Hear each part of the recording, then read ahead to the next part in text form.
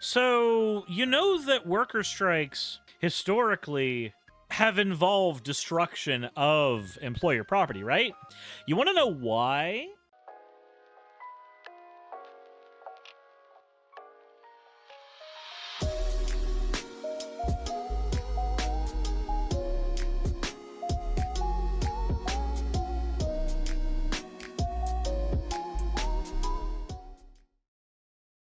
Let's get into the last thing we've got to do today, which is we need to talk about the fact that the Supreme Court of the United States apparently wants to make strikes meaningless. This is a very anti-union thing, and we'll get into the specifics of that here in a minute. First, let's get into the fan art section. This one is from the Shadow Wolf. I don't know if this counts as fan art, but I heard Suris likes Beyblades, so I made a combo based off him.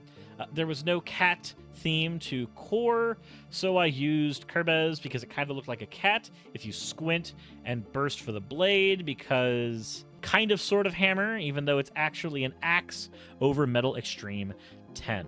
Well, you know what? It still looks cool. Let's look at the different component parts. Oh, and you got a rubber tip as the base. I appreciate that. I like attack types. Attack types make me happy. Better than defense types that sit in the middle of the arena and do nothing. The entire match. It's very boring. But anyways, what Jess Proxy says, what's the difference between the tips? A rubber tip is used for an attack type. It will swing in a flower pattern and hit the middle of the arena repeatedly. A plastic tip will be used so that a blade will stay in the middle of the arena forever. That is a defensive tip. And then there are hybrid tips of varying types that can change attack patterns as you go. Next fan art piece. This one is from, and I clicked away because I just got a message. Sorry. This one is from Mikey. This was a Suris that is based off of the version of my character that is in Pokemon Scarlet and Violet with Gigi, the Sprigatito. Of course, the Sprigatito died a terrible death. I'm not super happy about that, but you know, it happened. Yeah, rip Weedcat. Weedcat died. Anyways, as always, thank you all for your fan art submissions. If you want your fan art to be shown in a future video, the best way to do so is to drop it in the fan art section of the Discord. With that said, let's go ahead and get right into things. So, could a state tell the union, don't go on strike except at the end of the day? This was one of the questions that Justice Sonia Sotomayor asked at an oral argument this week at Glacier Northwest Incorporated versus International Brotherhood of Teamsters, a Supreme Court case about whether companies can sue unions for alleged property destruction that happens during a strike. The question gets at the danger of a sweeping court opinion that would give employers the power to hold workers accountable for any profit losses that happen during a strike. You're basically giving companies all of the power and removing all of the power from the workers at that point.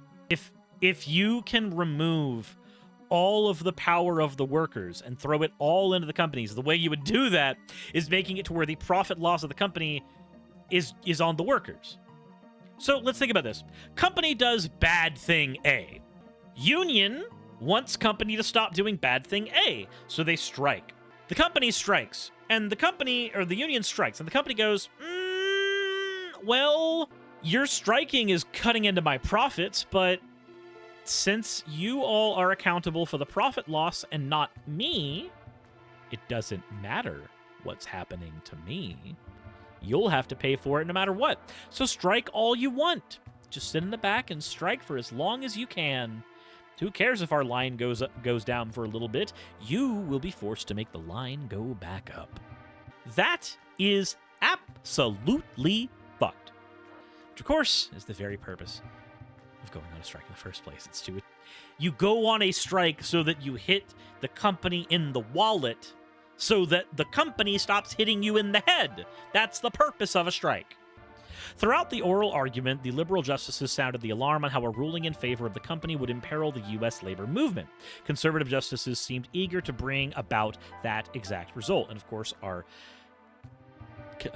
SCOTUS is made up of mostly conservative justices, so what do you expect is going to happen? This case is about the early morning events of August 12, 2017, when employers at Glacier Northwest, a ready-mix concrete company in Washington state, went on strike. Days prior, a collective bargaining agreement between the company and its truck drivers had expired, and the two sides were unable to agree on terms on a new one. As the strike was about to begin, drivers returned their trucks to the facility, leaving them running so that the concrete inside wouldn't dry. No trucks were damaged, although after the company emptied them, some of the concrete hardened, requiring Glacier to throw it away. The strike lasted 1 week. The animosity between Glacier and its workers, however, persisted. Shortly thereafter, the company tried to sue the union in state court over that wasted concrete. The Washington Supreme Court turned away the suit, holding that the work stoppage was protected activity under the National Labor Rights Act. Also, thank you very much, Earth Magic, for the hydrate. And Rain Dog, thank you very much for redeeming your points for an ada, you fucking degenerate. Then, of course, it issued its own complaint about Glacier, arguing its state court lawsuit against the union was illegal retaliation. The board is expected to decide the case after hearing later this month. The timeline isn't fast enough for Glacier, though. The NLRB has previously ruled that employees have a duty to take responsible precautions to avoid unnecessary property damage to the employer, and that includes intentional destruction of property, but it's not protected by federal law. As Chief Justice Roberts put it, this standard excuses striking dairy factory workers for spoiled milk, but it does not allow them to kill the cow. But Glacier is asking the court to declare the hardened concrete as intentional destruction of property and to let the company take the union to court. Imagine you're a newly unionized Starbucks barista discussing whether to strike. Do not think about. But what you probably wouldn't expect to have to consider is whether your union-busting boss, Howard Schultz, is going to sue you for the impact of your strike on Starbucks, for the coffee that gets wasted or milk that goes sour or lost revenue from customers who get tired of waiting in line. But if a Seattle concrete mixing company and the U.S. Chamber of Commerce get their way before the Supreme Court this year, that's the crazy position that American unions are going to be in if they want to strike. And it could be devastating for workers everywhere. The case the Supreme Court is considering is called Glacier Northwest versus International Brotherhood of Teamsters, Local Union 174. And here are the facts. After months of contract negotiations, cement mixers at Glacier Northwest decided to go on strike. They drove their trucks back to the company's headquarters and walked off the job. Workers left trucks that had already been loaded with cement running so that the cement wouldn't instantly harden inside the truck's drums. The strike lasted 1 week before the companies reached agreement on a new contract. The issue in this case revolves around what happened next. The employer sued the Teamsters for tortious destruction of the company's property. Glacier asked a Washington state court to make the Teamsters pay for damage to their trucks as a result of cement hardening after the strike began. The Washington State Supreme Court threw out the case, finding that it wasn't appropriate to apply state law to a labor dispute covered by a federal law, the National Labor Relations Act. The state Supreme Court's decision rested on long-standing U.S. Supreme Court precedent that the National Labor Relations Board decides whether union conduct is protected by federal law or not. This should have been the end of the story. Unfortunately, it wasn't. As we've seen with the supercharged conservative majority currently sitting on the Supreme Court, no precedent is safe. To date, the Supreme Court has recognized the importance of the right to strike and allowed state law to sanction strike activity only when a union's behavior is so egregious that striking workers have lost the protection of the federal law. Think violence on the picket line or obvious vandalism at the employer's place of business. Okay. But in this case, there are no allegations of violence, and the drivers even tried to mitigate harm to the trucks by leaving them running. Bottom line, it shouldn't be the union's job to make it as easy as possible for an employer to weather a strike. The whole point of a strike is to create an economic incentive for an employer to bargain seriously with the union. But even if this was a close case on the facts, which it isn't, the Supreme Court still had no business hearing it. It's the job of the NLRB to decide if strike behavior is egregious or not. So why is the Supreme Court getting involved to open the door for companies to sue unions that strike?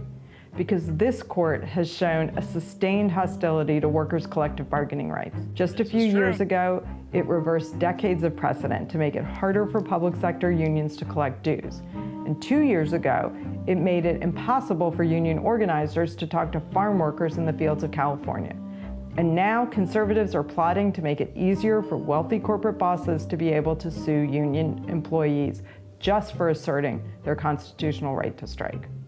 At a time of historic levels of worker organizing and public support for unions, it is exactly the wrong time for the Supreme Court to make the right to strike harder than ever for workers to exercise. But for the Roberts Court, it seems to always be time to side with corporate employers' efforts to undermine workers' rights. So, you know that worker strikes historically have involved destruction of employer property, right? You want to know why? Well, because there was a time where that was the way you needed to create an economic incentive for your employer to listen to you. You blew up their shit.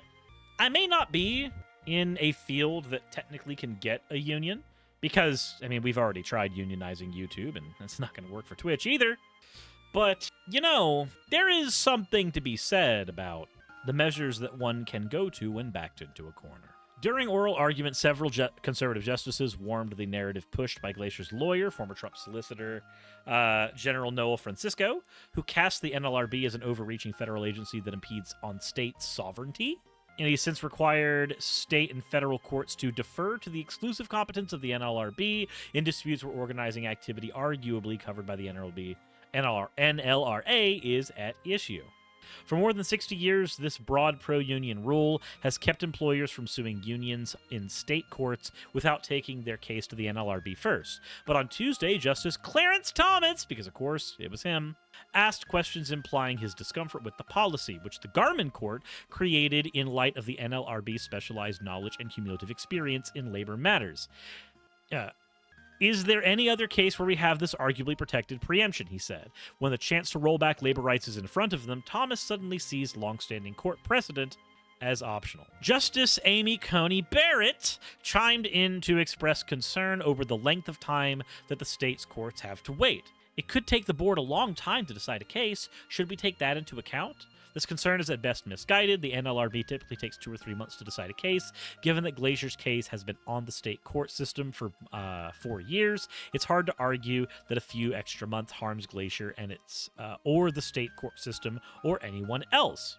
So why are we talking in terms of outside the state court or of its jurisdiction even in this regard, she asked. If it can go afterwards, we're not really at base talking about Garmin being an outstanding kind of thing. The key issue here is that not withholding labor inevitably results in some kind of economic harm to an employer. This is what workers leverage in their negotiations for better pay, better conditions, better treatment. By blurring the line between economic harm and intentional property damage, the court could allow many more employers to infuse labor negotiations with the threat of years of expensive litigation. As Justice Sonia Sotomayor put it in Francisco, you're saying you as an employee have to continue an employment duty with me until my profits are safe. If unions are required to preserve every cent of their employees' profits, strikes as a tool of labor organizing would quickly become useless. And I agree with that. Not all unions are good, but the concept of having unions so that people have collective bargaining power over their employers is a good thing. And in a world where we cannot achieve actual socialism, where workers own the means of production, then at least allowing them that type of collective bargaining power against their employers is the next best thing. And mass unionizing of various economic fields is an important way of making sure that workers have that bargaining power. It's one of the reasons places like Walmart fight so hard to get rid of any even idea of unions in their blood. Because unions, as they exist as a collective bargaining chip that people can use against employers, are a constant threat to an employer's profit motive. But you know what else is a threat to a profit motive for an employer? Employee well-being. If an employer could get 70 hours of work out of you, they would. If an employer could work you to the bone so that you only have a little bit of time with your family but you maximize their profits, they would. After all, the line has to go up no matter what.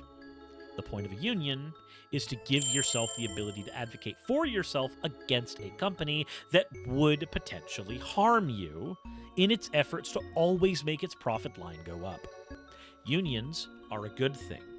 Unions give you people you can talk to in a safe environment where you have legal protections, where you can figure out the ways to get yourself equal pay with everybody else who works the same job as you, fair pay with everybody who've worked the same amount of time as you, and a living wage at all, period. I don't need to go much further with that one. The job of a union is to protect you as an individual, because you as an individual do not have power over your employer. Your employer has absolute power over you. Having that collective sea of people around you is an insulator. It's very hard for a company to fire you if they have a contract with the union that says the union has to see harm to the company happening as a point of that person, as a thing that they do, before they're able to fire you. It can protect your job, it can protect your pay, it can protect your family. And as I said, not all unions are good. Some unions are bad. I personally don't think that the police force needs a union. But the concept of unions is a good one. It's a sound one. You may not have a lot of bargaining power against your employer, but you and 1,000 other people that the employer needs to keep the factory running, y'all do have that kind of bargaining power. Together, you do. Individually, we are all weak, atomized, and we don't do a whole lot. Together, we can make shit happen. That's how things work at every level of social interaction. So, let me know what you think in the comment section below about this potential SCOTUS decision going forward. And do you have any experience with unions that are good, bad, or otherwise? Let me know in the comment section below. Sylvia Silica, thank you for redeeming your points for an hada, you fucking degen. But as always, everybody, let me know what you think down there. Hit the like button if you haven't already. Subscribe if you haven't already. And insert end of video tagline here.